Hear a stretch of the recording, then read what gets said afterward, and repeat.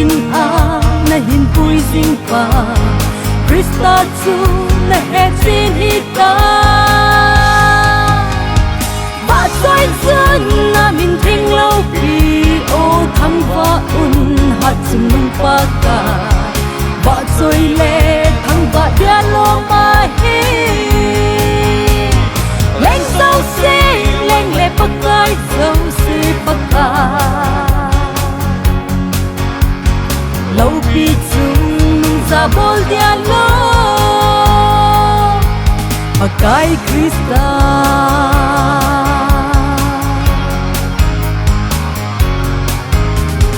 dunia na hin kho mandan hi o pakai lung hay na chu hi na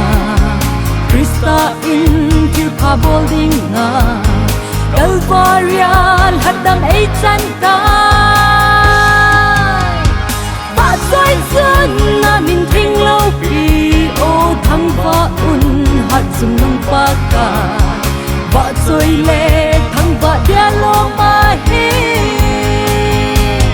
leng sao se leng le pa kai sao se pa ka lo pi chung za bol dia lo pa kai Krista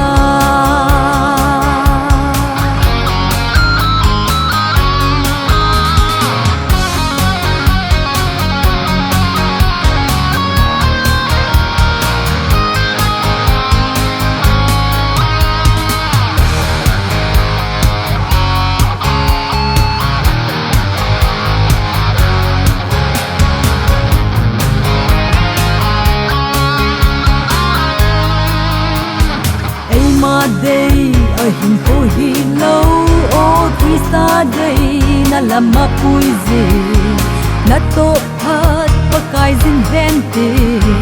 pakai lung hay na chan de ba soi sun na min thing lo pi o thang va un hat chung nung pa ka ba soi le thang va dia lo ma hi sao se leng le pa kai sao se pa ka lâu pi chung za bol dia lo pa kai Krista ba soi sun na min thing lo pi o thang va un hat chung nung pa ka ba soi le thang va dia lo ma hi sao se